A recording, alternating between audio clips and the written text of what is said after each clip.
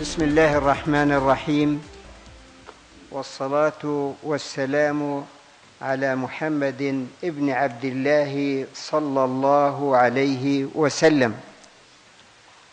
دأبت كلية العلوم الاستراتيجية بجامعة نايف العربية للعلوم الأمنية أن تقيم لقاءات علمية شهرية تستضيف فيها أناسا مشهورين في مضمار الاستراتيجية والأمن والعلوم ذات العلاقة الوطيدة أو غير المباشرة بهذين التخصصين.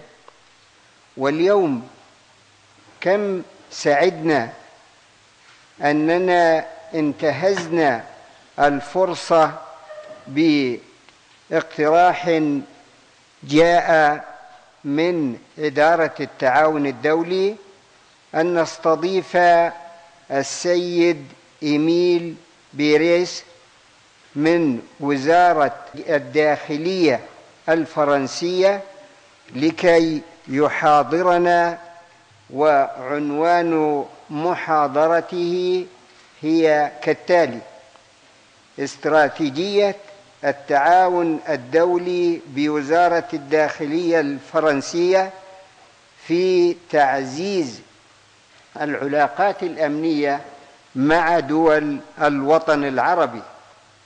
وهذا موضوع مهم ولا أريد أن أعلق عليه مسبقا، ولكنه يترك الاستفادة منه، وإن شاء الله ستكون الاستفادة كبيرة. وكم يسعدنا أن نهتبل هذه الفرصة، وأن يأخذ كل إنسان على عاتقه أن يلقي بالسؤال المباشر عن هذا الموضوع لكي نستفيد من الوقت. وهذا الرجل متخصص في هذا الموضوع، وخاصة أنه مدير التعاون الدولي بوزارة الداخلية الفرنسية. والآن أترك لسعادة عميد الكلية الأستاذ الدكتور عز الدين عمر موسى أن يقدم ضيفنا، فليتفضل. شكرا. بسم الله الرحمن الرحيم. الحمد لله رب العالمين، والصلاة والسلام على نبي الكريم، وبعد.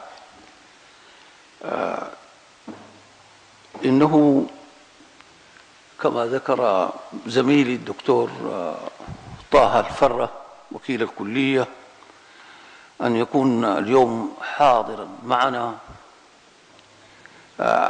خبير واسع الاطلاع، له جوانب كثيرة جدا في حياته العملية والأكاديمية أيضا. وكما ذكر فهو الآن هو مدير التعاون الدولي في وزارة الداخلية الفرنسية، وفي تعليمه الذي تحصله تناول الدبلوم في الحقوق من جامعة سانيتا، ودبلوم في الشرطة من معهد الشرطة الأعلى، ودبلوم من المعهد الأعلى للدراسات العليا الأمنية، وأصبح مفوضا إقليميا للشرطة منذ 33 عاما. وبعدها أصبح مدير قسم الاستخبارات العامة لعدة مرات في وزارة الداخلية الفرنسية، وهو أمين عام لنقابة مفوضي الشرطة. وهذا العمل النقابي لرجال الأمن نستغربه، ولكن في فرنسا أصيل مكين. ثم أصبح ملحقا أمنيا في أمريكا وكندا، ثم مدير للتدريب للشرطة الوطنية الفرنسية، ومنذ عام 2008 مدير قسم التعاون الفني الدولي للشرطة، وفي سنة 2010 مدير التعاون الدولي. وكتب عدة كتب عن أمريكا وكندا وفرنسا في المجال الأمني. وهذا التطواف بين الأكاديميات والتجربة العملية جعله من الذين يهتمون اهتماما بالغا بقضايا الوطن العربي بالذات، وهو من يحدثنا اليوم في هذا الموضوع، خاصة وأن العالم أصبح قرية كونية لا يستطيع أحد أن يحجب حدثا عن أحد، وكل حدث يؤثر في الآخرين وإن بعد مكانه. ولهذا فمن الضروري في هذه المرحلة من تاريخ البشرية ومشاكل بشرية مشتركة، سواء كانت إرهاب أو مسائل أمنية أو غيره، هذه المسائل مسائل إنسانية مشتركة، فلا بد إذن من التعاون فيها. ولا أريد أن أفرغ محاضرته بتقديمي له، وإنما أترك له الحديث ليحدثنا عن هذه العلاقات الأمنية الفرنسية مع الوطن العربي، خاصة ونحن نمر بمرحلة دقيقة. وأيضا العالم الأول كما يقال يمر بمرحلة أدق،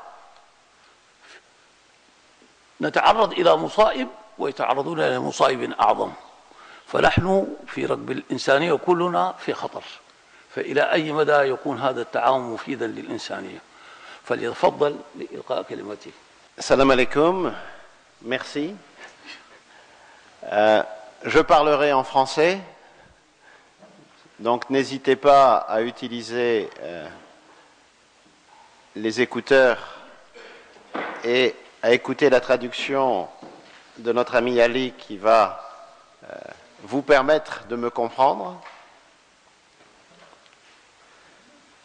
C'est un réel honneur pour moi d'intervenir dans une université aussi renommée que l'université du Prince Naïef, ici à Riyad, et au sein de sa faculté de sciences stratégiques.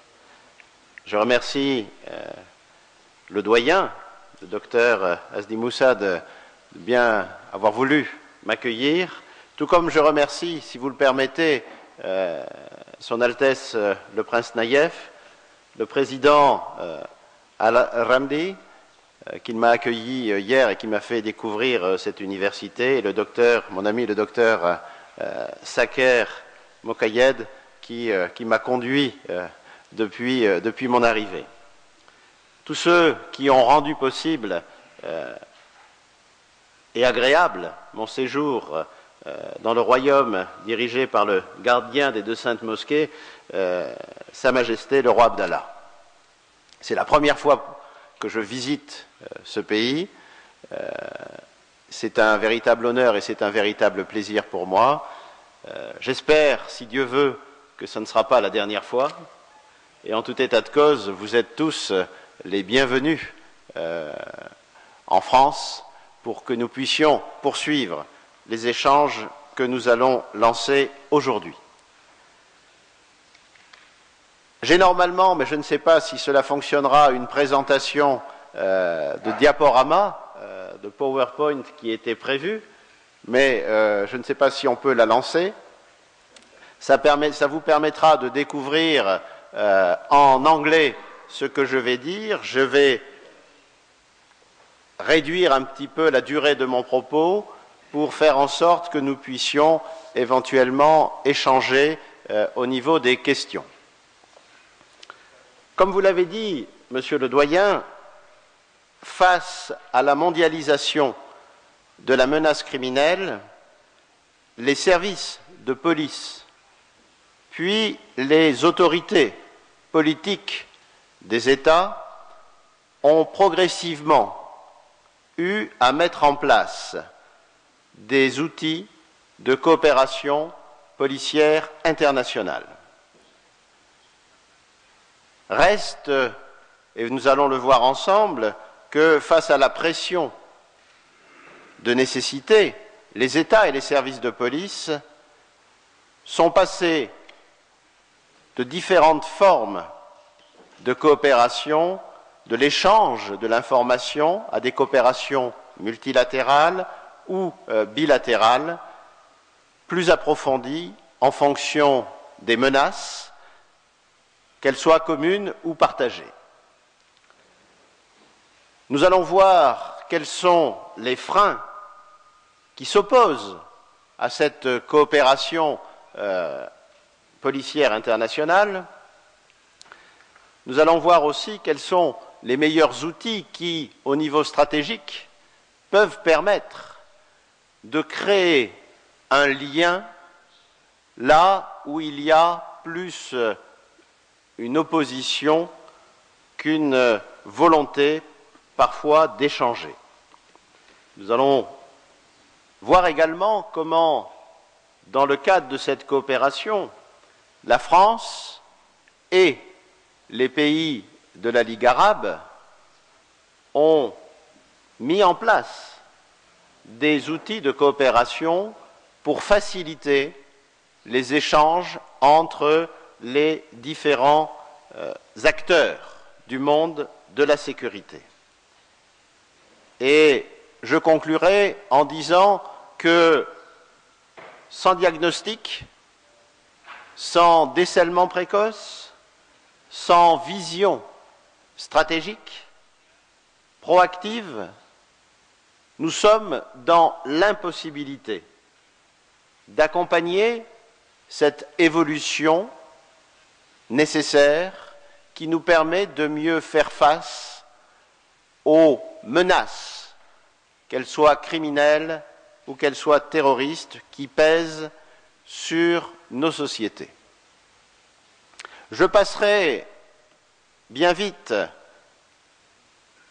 sur la première partie de ma présentation dans laquelle je voulais vous expliquer que j'appartiens, moi, non pas au monde de la Ligue arabe, mais au monde de l'Union européenne, qui rassemble 498 millions d'Européens, qui doit faire face à de nouveaux défis, à de nouveaux risques, sur un territoire qui est unifié, mais sur des normes administratives ou législatives qui ne sont pas elles-mêmes unifiées. Nous faisons face à de nouvelles menaces, que nous appelons des nouvelles menaces, mais ces nouvelles menaces ne se substituent pas aux anciennes. Elles s'ajoutent aux anciennes menaces et elles sont aujourd'hui portées par des acteurs qui sont toujours plus hybrides. L'Europe du crime existe déjà, avec y compris un pays comme la Turquie et sa mafia, qui est un peu l'organisatrice de l'ensemble des mafias qui peuvent sévir au niveau européen. En revanche, l'Europe de la police n'est pas encore véritablement constituée. Vous avez sous les yeux une carte qui essaye de vous montrer quelles sont les difficultés que peuvent rencontrer les pays européens, et notamment un petit pays comme la France.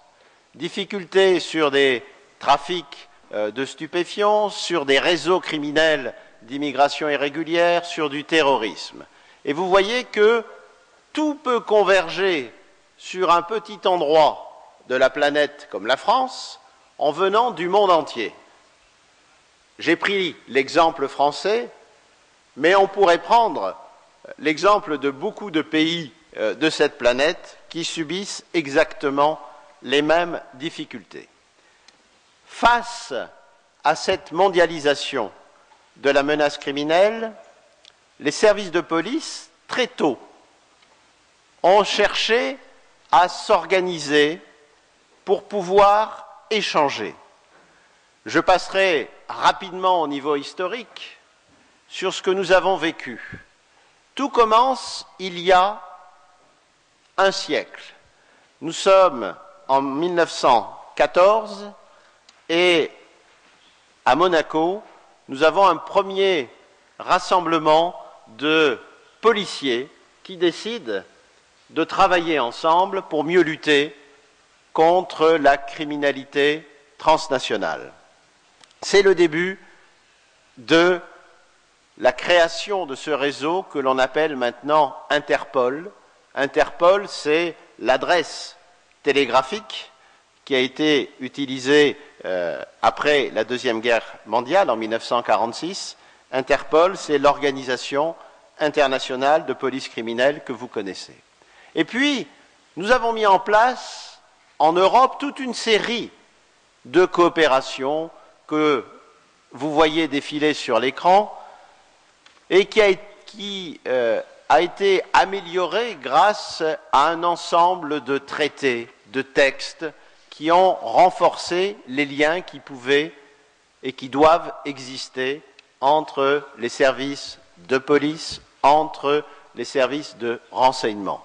On a créé Europol, on a créé un collège européen de police, on a créé une institution judiciaire comme Eurojust. Je passe rapidement. Tous les traités ont permis de rapprocher au maximum les policiers sur le seul espace européen. Je prends cet exemple, mais on pourrait multiplier les exemples sur l'ensemble de la planète avec une approche géographique, avec des policiers de différents pays sur une zone qui ont un besoin d'échanger, que ce soit dans le cadre de la Ligue arabe, que ce soit dans le cadre du GCC, il y a une nécessité d'échanger en la matière. Différents modèles de coopération ont vu le jour. Sur une base pragmatique, sur une base de discrétion, qui est la discrétion traditionnelle des services de police, et également sur une base de multiplication par strates des différentes structures que l'on a mis en place. On peut résumer avec cinq types d'organisation de cet échange. D'abord l'information, la communication, c'est Interpol. Ensuite, vous avez le dialogue. C'est ce qu'ont mis en place en Europe les policiers européens sur Trévis, c'est-à-dire on échange, on se réunit, et puis sur une problématique, la drogue, le terrorisme, etc., on va se rencontrer. Et puis, vous avez l'action, c'est Schengen. Et puis, vous avez la coordination, c'est ce que fait Europol. Donc, on accentue progressivement cette coopération. Cela prend du temps, mais on essaye de le faire. Et puis, on parle beaucoup de fédération. Certains voudraient créer, par exemple, en Europe, un FBI à l'européenne. Nous en sommes loin. Et j'espère qu'un jour, nous n'aurons pas à créer un FBI à l'européenne. On pourra y revenir si vous le souhaitez. Et nous faisons tout ça parce qu'il y a des freins naturels à toute coopération.